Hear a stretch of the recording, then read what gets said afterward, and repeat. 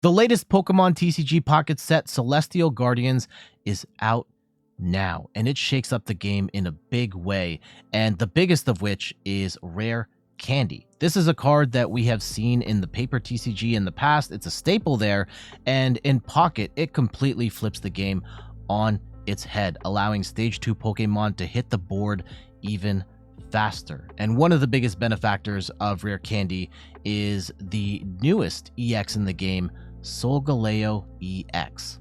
I'm Jeff from InThirdPerson.com. Make sure to like the video, subscribe to the channel, and let's talk about this deck with Solgaleo EX. Solgaleo EX is a Stage 2 Metal Pokemon with 180 HP. It has the unique ability Rising Road, where it can move itself from the bench to the active once per turn. This gives you a lot of flexibility in what you have in the active, whether it is something like a Skarmory, which we have here, or some other Pokemon you could put up front while you build up your Solgaleo. From there, we also have Soul Breaker as its attack, where for 2 metal energy, you do 120 damage and 10 damage to yourself. Now, the 10 damage does suck, but ideally, you're pulling off this move super early in the game so that the 10 damage doesn't even matter and you run your opponent off the board. And we're going to do that ideally by, on our second turn, playing Rare Candy, which allows us to choose one of our basic Pokemon in play and evolve them to their Stage 2 without the Stage 1. Now, there are going to be games where you don't necessarily get the Rare Candy play off right away, but there will be times that you do. And in those moments, Solgaleo goes absolutely crazy. And even if you have to gradually build to the Solgaleo, it still has really high HP and a very strong attack. We are running a 2-1-2 line of Solgaleo, and the other Pokemon in this line are very good as well. Cosmog is a Psychic Pokemon with 60 HP, and for a colorless energy, it has the attack Teleport, which allows you to send it back to the bench and move something else into the active, protecting your Cosmog while also keeping that energy on there. And we only have one copy of Cosmoem because we have the 2 Rare Candy in the deck, but Cosmoem is great as well. For 2 colorless energy, you get the attack Stiffen, where during your next turn, this Pokemon takes 50 less damage. So in order to one-shot a Cosmoem that is done Stiffen, you are going to have to swing for 150 damage, and there are a number of decks that just cannot do that. And being able to wall for, like, partially wall for 50 damage can be the difference sometimes from winning and losing. So if you absolutely have to, Stiffen is a great alternative to just scooping your cards. Cosmoem with that Stiffen attack can bail you out. And besides those, we have Skarmory as our secondary attacker. I've tried some other Pokemon in this sort of spot, but I do love the Skarmory because of its Metal Arms attack, where for a Metal Energy, you do 20 damage, and if this Pokemon has a tool card on it, you are swinging for 50. And that is great early game pressure while you are setting up your Solgaleo in the back. We've got a bunch of tool cards here to make sure that the Skarmory is swinging with a tool almost every turn. We've got 2 copies of Giant Cape, which give your Pokemon 20 HP. And keep in mind, you can put this on the Cosmog, Cosmoem, or Solgaleo EX as well, depending on the situation you're in. So plus 20 HP with Giant Cape.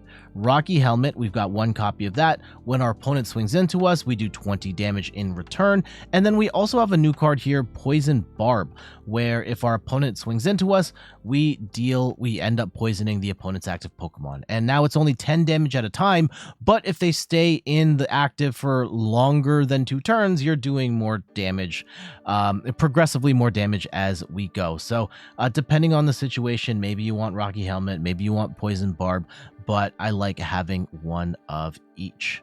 I know we've been hopping back and forth around the list here and there. Let's cover the rest of the trainers here. We've got 2 copies of Professor's Research to draw 2 cards, 1 copy of Sabrina to force our opponent's bench Pokemon into the active, 1 copy of Cyrus, which lets us force our opponent's bench Pokemon that has damage counters on it into the active spot. There will be times where you're leaving an awkward amount of damage left, whether it's from Skarmory or Solgaleo. You can finish them off by gusting them back with Cyrus if they try to run away.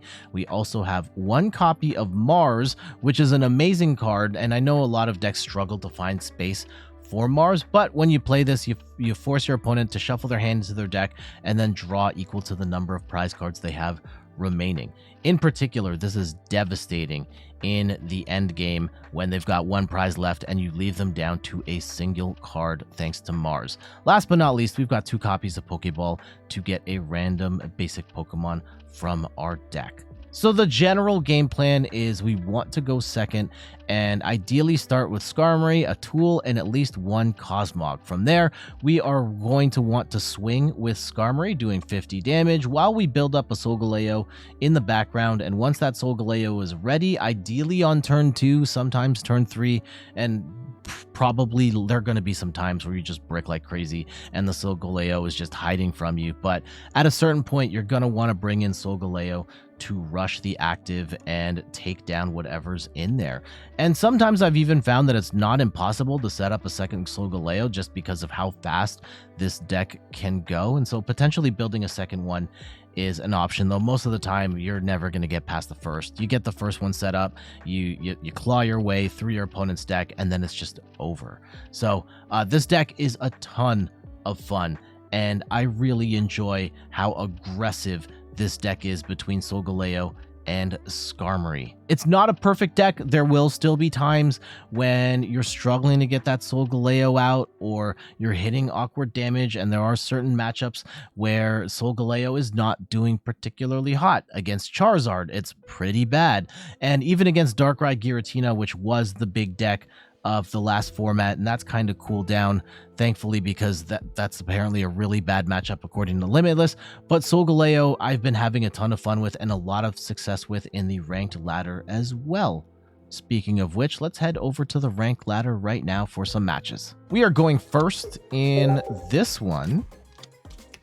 And how are you liking these cards so far? And is this Celestial? Oh man, I think it's called Celestial Guardian. I'm actually pulling up my phone so I can look at the pack art here. It's Celestial Guardians.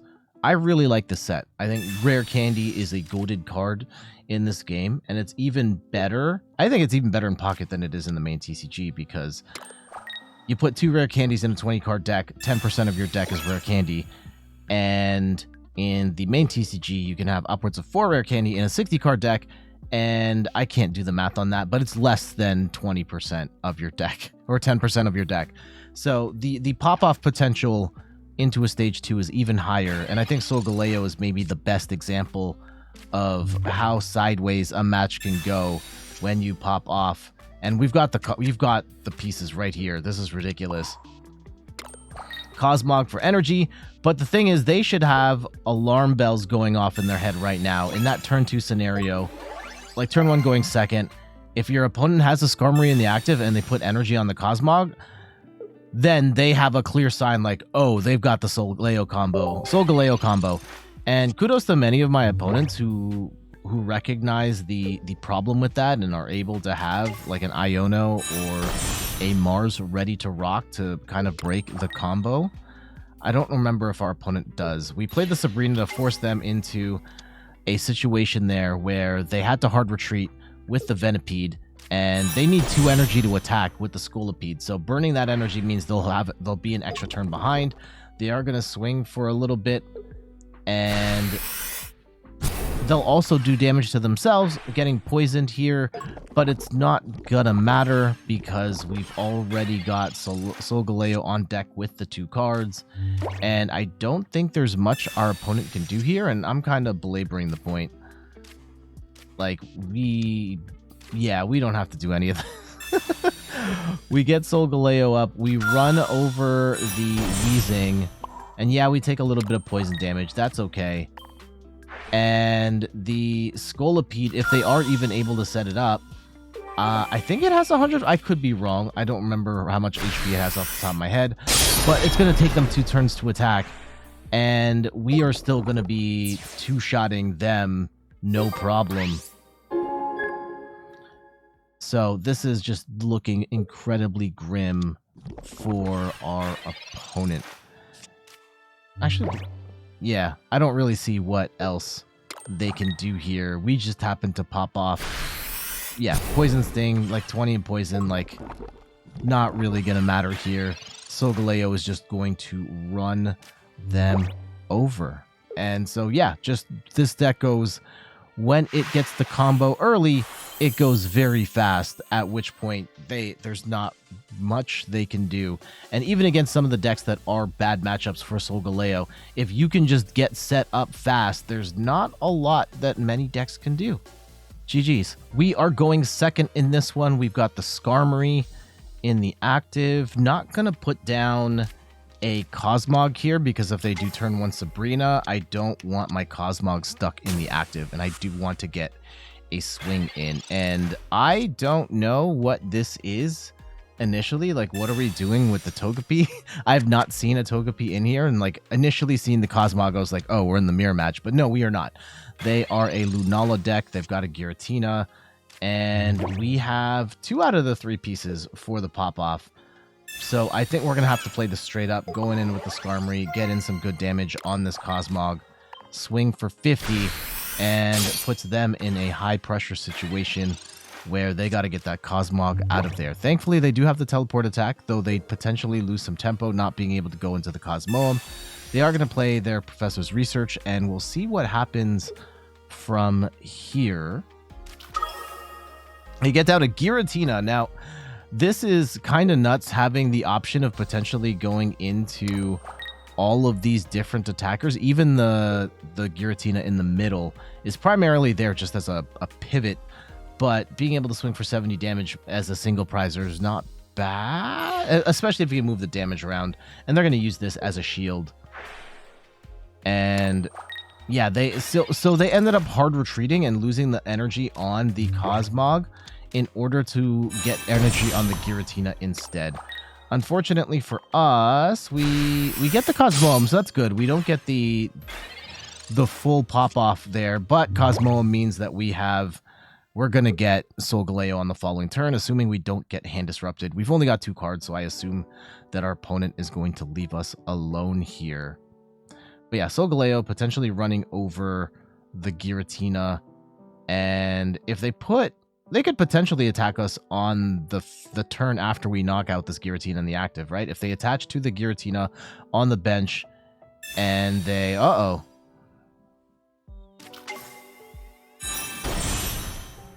Right, if they attach to the Giratina on the bench and then do the broken space, the energy ability. I can't remember what it's called. They put energy on the Lunala instead.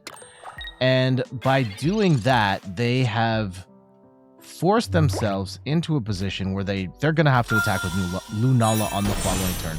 And that's maybe not necessarily the worst, even though they took a hit initially. They are going to survive unless we had Giovanni or Red, and we don't have those in our particular build. I don't hate them, though. There are times where that 120 is not enough, particularly towards the middle and the end of the game. In the early game, 120 is insane. But in scenarios like this, it is kind of tough where you're not getting that big swing anymore. Like, yeah, a Giovanni would end the game here. So let's see what they go in with. They could go in. They have the option of going in with the Giratina or the Lunala, and they're going to have to make an executive decision on what they think is more important. They're going to go with the Giratina. So Lunala's ability allows it to move all the energy from one Pokemon on the bench, psychic energy from Pokemon on the bench, to the active. And they can attach from hand and then use Lunala to move that energy over. And they'll get in a big swing for 130 damage while also damaging themselves. And I think it's 20 damage they do. Oh, they don't do it. They go with the Broken Space Bellow. Whatever the case might be. They are committed to the bit. And I'm not sure that's the best thing. And we do also have... We have Cyrus. And we could have gusted the Lunala. But I was concerned that we're still not one hit. We're not going to KO it. So... swinging into that doesn't necessarily feel good, in my opinion. Just because we are going to be behind, and we're leaving the Giratina still being able to do more damage against us. Now they're in a tough spot.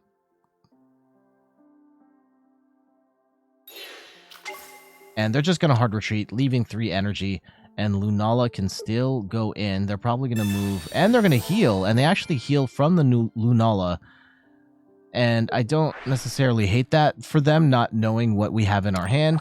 Unfortunately for them, we've got Cyrus in hand. So this is an easy gust to take out the Giratina on the bench to end the game. But really cool combo here with the Lunala and moving the energy around. And we can even potentially set up. I don't need to do any of that stuff. Like, we could just gust up the Giratina and the game, but just wanted to show, like, the power of this deck. And we had the other 2 pieces to wombo combo and get a second Solgaleo ready to go. So, yeah, our opponent had a cool deck that had some interesting possibilities, moving that energy around with the Lunala, but we were still able to overwhelm them with our Solgaleo. GG's. Test. We are going second, I believe. Yeah. All right. I hope y'all are doing well.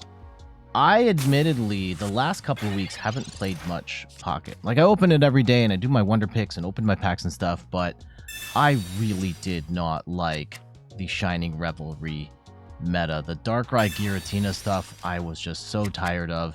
I hated fighting against it. I hated playing that deck as well. And based on the matchup chart on Limitless, it looks like the Solgaleo deck does not do very well against that. So that kind of sucks. Anyhow, it looks like we're in the mirror match here. And they've got down 2 Cosmogs as well as a Skarmory. And thankfully we get a Cosmog down as well. And looks like we are going to get our full base here. Just giving ourselves a little bit of protection against the Sabrina, though we are also technically overbenching here and could potentially be punished later. But we end up going with the Rocky Helmet, so if they swing at us, do 20 damage. And the goal is, like, I kind of want to save the Poison Barb for a potentially better opportunity later. But we do get the tool on the Skarmory, so it's swinging for 50 damage and puts the Cosmog in a really tough spot. Our opponent evolves the Cosmoem, and they jump back with the teleport. I do love that Cosmog and Cosmoem have really good attacks that don't attack, and we top deck a Cyrus, and that's actually really devastating for our opponent, because now we take out the Cosmog with the energy, and that puts them in a really tough spot here, because now they've got no energy on the board. They do have a Cosmoem, so they could potentially go into Solgaleo, but, like, minimum 2 turns in order to attack, and we are going to squeeze in at least 1 more attack with the Skarmory here. So let's see where things go from here. But yeah, I just really not a fan of the Shining Revelry meta. They put down the Poison Barb on their end, and they will take a bit of damage as well. And I never got past Ultra 1. I got to Ultra 1 and I was just like, nah, I can't do this. Currently at Ultra 2. I just crossed Ultra 2 for the first time, which is awesome at the time of this recording. Kind of hoping to get the Master Ball.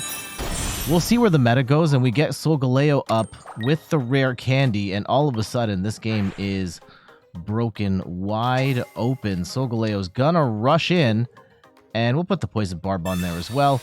Yes, we are going to take 10 damage from our own attack and 10 damage from the poison, but we slam, hitting for a massive 120 damage, easy KO there, and now all they have left is the Cosmoem and no energy. Now, a Cosmoem with 2 energy, Stiffen is a great attack. Taking 50 less damage means that they have to swing for 150 damage to knock you out, and like Solgaleo's not going to knock you out. Now it's got to be like 170. Unfortunately for them, they don't have 2 energy, and that Sabrina's not going to do anything because Solgaleo has that Rising Road ability, and it is going to rush in and lay the smackdown on that Cosmoem for the win. And that the mirror match there is really who sets up. I guess it's not even necessarily who sets up first, because the first Solgaleo that hits the other Solgaleo is really where that match is defined. And unfortunately, like, our opponent just never got a Solgaleo up. That match went really fast, and we were the fortunate ones to get set up and just kind of run them over. GG's. We're going second in this one. Lead with the Skarmory because we don't want...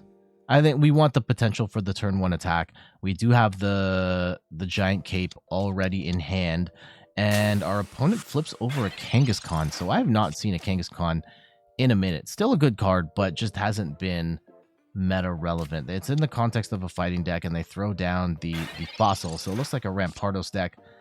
And we have a very busted combo right here that's going to break this game wide open. Unfortunately for them, we have a Sabrina and we have a tool card.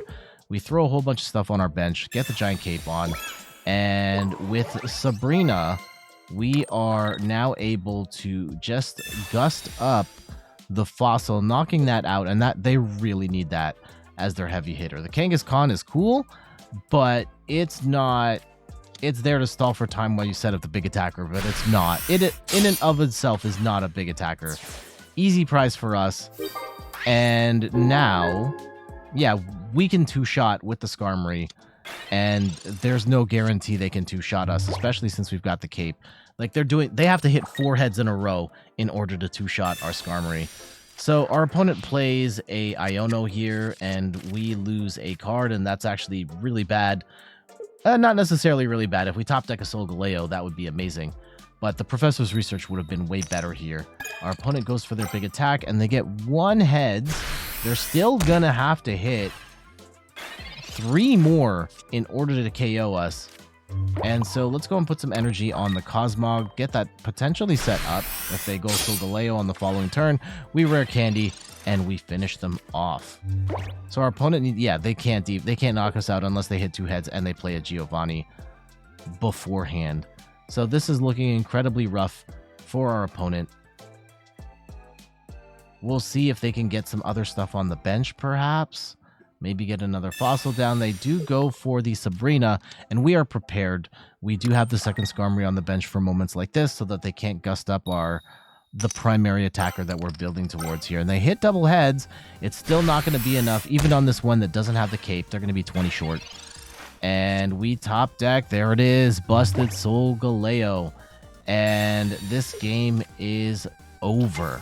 We're going to go into Solgaleo, and it's done. Yeah, so one of the things I love about Solgaleo is that ability, being able to set up on the bench, like being able to just like throw yourself into the bench at any time, allowing you to hide behind some other stuff in the meantime. Or in scenarios where you're not sure you're going to get the Solgaleo, or you have to attack with the other Skarmory, you can kind of lead with the Skarmory, and if you have to swing with the Skarmory, you can. Or if you set up Solgaleo, you can just gust the Solgaleo up instead, giving you some attack options.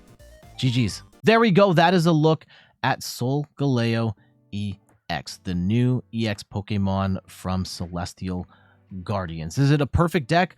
I don't think so, but is it a ton of fun? Absolutely. I think this is a deck that very much fits my aggressive rush down style, and I think the deck is a ton of fun to play. And even in some of its bad matchups, you are able to just high roll, get your rare candy and your 2 energy, and just start swinging before they can set up, and you take the upset victories that way. But for now, I gotta get going. Thank you so much for watching. You can find me on all the things: YouTube, TikTok, Twitter, and Instagram at @InThirdPerson. You can find me on Twitch at @InThirdPerson, where I stream the Pokemon trading card game every Sunday at 10 a.m. Eastern Time. And check out the website, inthirdperson.com, for more articles and videos on video games, board games, and other nerdy pursuits. I know my Pokemon Pocket content has been scarce. I do still love the game. I did kind of fall out of it during the Shining Revelry format. I did not like where that meta was at, and I struggled to pull the good cards. And I've bricked really hard on Celestial Guardian. I pretty much just have Solgaleo, which is why I've been able to make this video. I would love to make some other decks as well. Like, let's just pray to Lord Arceus and the micro. I'm not spending money at this point other than the premium pass. So really hoping my pulls are good so that I can get some more cards and make more decks to share with you. All right, got to get out of here. Thank you so much for watching, and we're out. Later.